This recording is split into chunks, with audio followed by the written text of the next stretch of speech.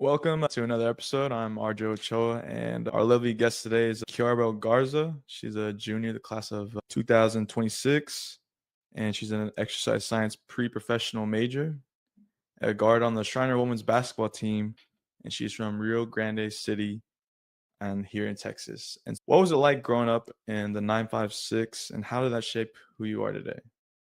The valley is very small, relatively like speaking. So I would say just like the small community, everybody knew each other. My mom, I was raised in a family of five siblings, one parent. So we always just all helped out. Anything we needed, like the community was always there for us. And then I would say, like, when I grew up in church doing things, I was always in sports, like involved. So I would think because it was such a small like town, when I came to San Antonio and Kerrville, it's like very different. And I would say that like kept me reserved, but in a way like curious still because there's not much in the valley. Was Rio Grande City smaller than Curva? Yeah, Oh, okay. I would say What do you miss the most when you're away from the valley? the food. The food. No, I'm like my family for sure. I find myself like sometimes I'm like, okay, I wish I was closer to home, but then I'm like, no, because I do want to see what's out there, kind of experience life, the world. Not everything is as small as the valley. So I would say my family is probably like my biggest thing that like keeps me like, okay, I gotta go home, do this, do that. But yeah, I'm pretty family oriented, I would say. Okay, okay. And what are some like memories that you hold with you while you're here at school or if you're on the court? Like what memories do you that keeps you going? For sure, like memories of my family and my best friend from back home. I have little siblings. They're like my kids. Like I raised them. So it's like seeing them grow up from afar is like really hard. So thank God for technology and like FaceTime, but it's still hard not actually physically being there. So whenever I do go home or like the times that I've been home before I came to college, like I really do hold those memories like close because like it's all for them in a way. Yeah. Let's go back and talk about your high school basketball career. It says here you have 1,000 plus points at Gruria High School. That's pretty interesting. That's pretty impressive as well. How did your high school basketball career help prepare you for the college level? So yeah, I'm in the 1,000 point club. That's cool. But high school basketball is definitely very different from college. Like anywhere, I think there's always going to be like politics and stuff. That's just how the show is ran. But like high school, there's a level of maturity that's not there yet. Like a lot of the players are just doing it to fill their time or like just to be involved in some things, keep themselves like active. But at college is like you got to get what you got to get done and do it the best way that you can because there's other people fighting for these spots. So it's definitely it's a different switch like from when you go to high school to college, but it's not impossible. Like Yeah.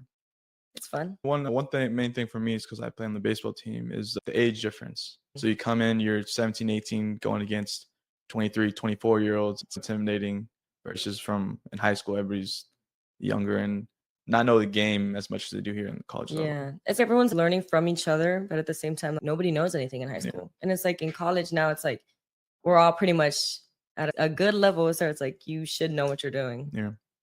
What was the most defining moment of your high school career and why out of all the moments, because 1,000 point club, that's impressive, but is there like one moment that sticks out to you more than the rest? I would say when I was a junior, I was selected district MVP, offensive MVP. And I think that was like the first like securing moment that I was like, oh, like I could actually do this. Like within myself, like I actually have the confidence of with the work ethic that I have, like continuing to train, continuing to do what I'm like what I've been doing.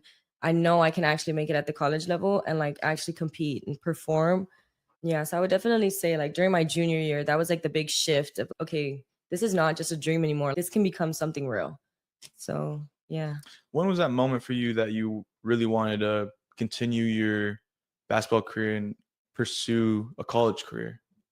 Has it always been throughout the 4 years, or your junior year, like, hey, let's get this show on the road? High school was high school. There's coaches that are a certain type of coach. There's players that are certain type of players. I really felt like throughout my high school career in the beginning, I was really just like playing, but I didn't want to. You don't want to suck. You want to be good. You want to have some pride in yourself and your game. So I was like still like working to get there. But I met one of my coaches my sophomore year, and it was like the really big push of, okay, if you're training, you're doing this, you're doing that, like you can actually get there. And because of the fact that I felt like I had no support from my own coaches, it was like a thing of I'm just gonna prove everybody wrong. All of you say that I can't, and I'm gonna do it, and I'm gonna do it 10 times better than any of you could. And it's not to be like, oh, like I'm better or whatever, but it's no, it's not. I know in another high school, there's a girl like me that it was like everybody was telling her no, like you're never gonna be able to be anything, and here I am. A lot of people Mm. don't get that chance. I'm grateful. But And you made it to the next level. You proved them all wrong, but I know your journey differs from a lot of people's due to your freshman year injury, and I want to talk about that a little bit. Can you walk us through how the injury took place and how it impacted you? so my freshman year, it was November, and we were having like practice during Thanksgiving break, and you don't get to go home. It's during the whole winter, and it's not even a good story. It's like it's in practice. You're going up for a layup, somebody comes down with you, and I just felt my ankle just like I heard a pop, I heard a pull, I heard like all types of things, and I just was in so much pain. And everybody thought I was like, oh, it's just a sprain, it's just a sprain. I was like, the next day I was like hopping myself to the trainers till I need crutches. Like I could not walk. And then after getting x-rays and like MRIs, I had a circumferential fracture. I had tore all the tendons and ligaments in my ankle. And I was basically like bone to bone with my cartilage. And it was like really bad. I wasn't able to get surgery till like about 3 months after the initial injury. It was like a really big like pre-rehab, pre-surgery, and then like surgery happening. So I had surgery January 8th. Like I'll never forget that. I had surgery January 8th, and then it was like almost 4 months of no weight bearing. So I was on a scooter, and let me tell you, if you've never been on a scooter, that is the most humbling thing that can happen to a person. Like it's it was fun sometimes, but you're like so limited and you feel like you can't do anything, and like now you have to rely on everybody. But my team was great when I went through surgery, but it was really like it was obviously like physically painful, but it was like a mental pain too, because it was like now I'm pulled away from something that I've been doing for so long. And it's in a way I had an identity in it. I've done sports for my entire life. Basketball was really one that I like focused in on, and I was like locked. I really wanted this and I worked for it. And then to finally get there and your whole career just goes down the drain in 2, 3 months, and it's a whole other year of recovery. You're back like 30 times where you were. And it's hard because now you're like, okay, I have to come back. I have to come back stronger, and I have to come back and compete to be able to get a spot and playing time and etc. And to gain the trust of my teammates, to gain the trust of my coaches, is you have to work. There's no way around it. And it's hard because like I went home for surgery. Like after my surgery post op, I was like 2, 3 weeks home. And so that was nice because like I had my mom to help me like do what I needed to do. But like when I came back, it was like, okay, now I'm just like I'm on my own, having to do my rehab, my recovery, like how to get stronger, how to navigate what it was a surgery. Like that was a really big thing for me. And it was just hard because like it pulled so much away. And I just felt that was once I knew like I got past that, I was like, okay, everything basketball wise, it's gonna be fine. Like you can't get any worse than breaking your ankle and literally. So all the work you put in high school and all those hours and one practice, you just get an injury. And a lot of people maybe call it quits, hang up the basketball shoes, and they move on. And I've never had a major critical injury like that for me to be out for an extended period of time. So, what was the mental and emotional journey like during your time off the court? Because I know you said it wasn't easy, but was there like a glimpse of, well, hey, I'm gonna get back out there, or was it a, I don't really know yet? I can like vividly remember having a conversation with one of my trainers from back home. I called in and I'm like, dude, like I don't think I can do this anymore. It hurts so much to even just try. Cause I would just when I was out, I was just on the bench, like not even on the actual bench, mind you. I was like sitting behind the bench because everybody was scared that my ankle was gonna get hit with a ball or something. And which is fair precautions, but I just felt so like I was not even a part of the team anymore. And that was like really hard because you get to a place where it's like I actually got comfortable with the girls and I was gaining this confidence in myself that like I could actually play. And then this happened and it was like, okay, it felt like it was all taken away. And so when I called my trainer, I was like, Pat, like I don't think I can do this anymore. It sucks to be in a position where you feel like everything's ripped from you. And he's beep, no, what's wrong with you? You're not gonna do that. You've worked so hard and like you've come a long way, like you've put so much into it. And he's like, how are you gonna give up on yourself now? There's so many people behind you. And it's true. Like I'm so grateful to have the support system I have because without them, like there's no way any of this would have happened. But just it was hard. I don't even know how to explain that if you've never been through it. I've struggled like identity wise because of that, because I was always surrounded in sports. And it was just one of those things I was like, okay. There was days where I was like, I'm not coming back. Like I'm not gonna do it anymore. Like I'm gonna go through rehab and just finish out whatever I need to finish out with college, get my degree, move on with that. But then there was like days where I was like, I'm just so ready to be able to walk again, put myself through the painful rehab is not fun. Like it's hard. You're in real pain and you have to push through it. You have to go to be able to walk again. Like that moment of like when I first walked post surgery, it was like I was crying. I was like sobbing because it was like, how did that even happen? And yeah, so it was like a back and forth thing for a while. And then I finally was like, okay, I called my mom and I was like, after this, like surgery and everything, what do you think I should do? She's like my best friend. She's the biggest support I've ever had. And her opinion means a lot to me. So she was like, Mija, whatever you want to do, I'm always going to support you. You've worked very hard to get here. And now I know it's not fun being after surgery, like post op, but do you want to give it up? And I contemplated that for a while. And it was probably like a week or so. And I was like, no, if I give it up, it's like I'm giving up on myself. And I refuse to give up. At least you can't give up on yourself. Yeah. Yeah. What kept you focused and hungry to get back there on the court? Was it, I know you had a good support system, but within yourself, was it a goal you wanted to accomplish here? Is it something you want to graduate with that tassel of student athlete? That's it. What kept you motivated besides your support system that really kept you hungry? I think a big part, my family, my everything, but my team, like going through surgery and everything, when I would have to go to like my appointments and stuff, I didn't have a car at the time.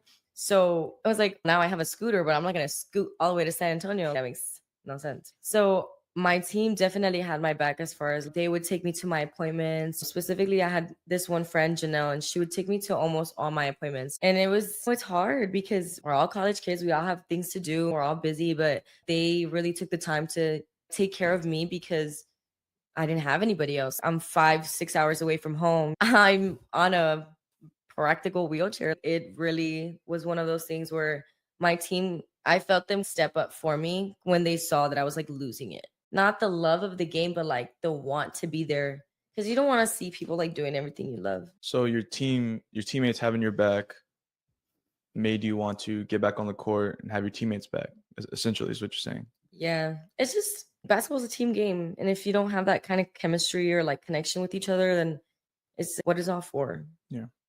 So you got back on the court this year and you had a new coach coming in.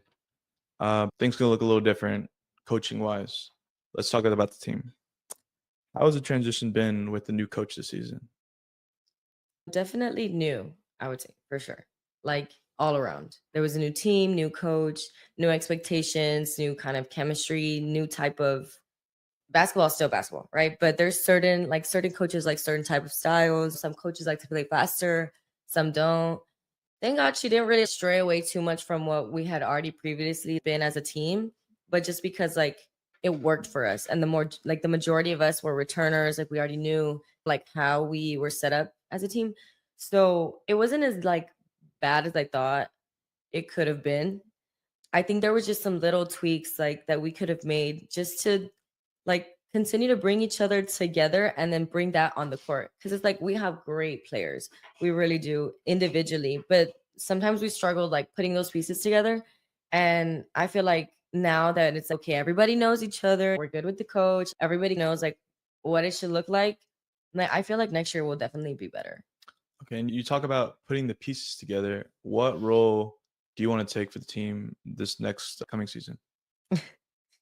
I'm definitely, I would say, an outspoken person. I bring a lot of energy to the team, that's for sure. And I think because of that, a lot of the girls trust me with like feedback in a way.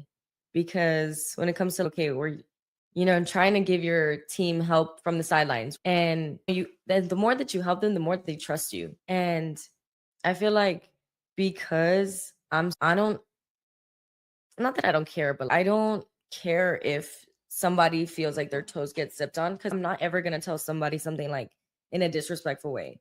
But at this point, it's okay. We're playing college ball. Like we all have criticism. Like there's always gonna be constructive criticism. And if you can't take it at this point, like you maybe probably shouldn't be on the team. But I think like being in a leader role, not as far as I need to drop 40 points a game, but because we have other girls that can do that. Bree Sosa.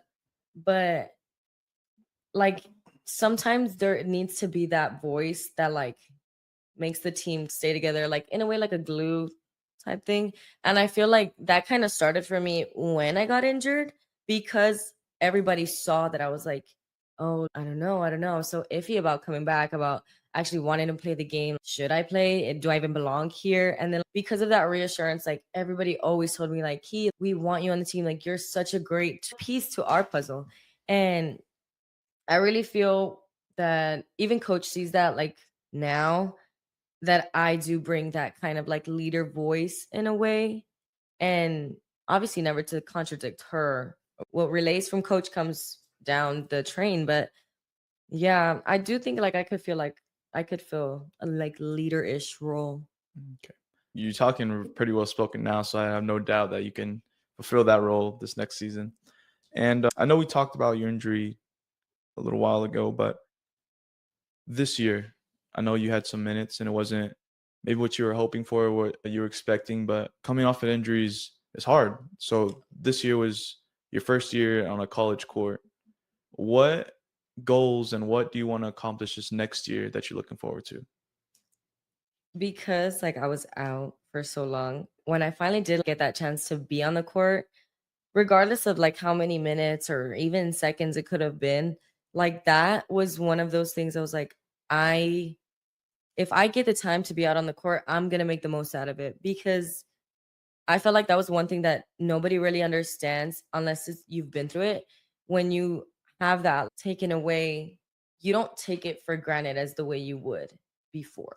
Because when you're not injured, like you're like, okay, like I'm playing, I can play all the time, I'm good. But after surgery, it's okay, I'm not as good as I used to be. I'm behind everybody. There's things that now they scare me, whether it's going up with a certain type of contact or whatever. So I feel like that was one of those things I was like, if I do get the chance to be on the court, like I'm gonna make the most out of it. I'm grateful for every minute and every second that they give me. But now it's like I have enough experience. I'm yeah, technically like I was a redshirt freshman this year, gonna be a sophomore basketball wise, but it's like I have a mental maturity like of a senior. You're already pretty much experienced in the game, in school and everything. And it's next year should just be easy breeze. Like playing time shouldn't be a question. Getting things done shouldn't be a question. Winning shouldn't be a question. It's like now we just got to do it. But the ring, everybody wants a ring. That's the goal. Yeah. That's what's got to happen. Playing to win, yeah. Yeah.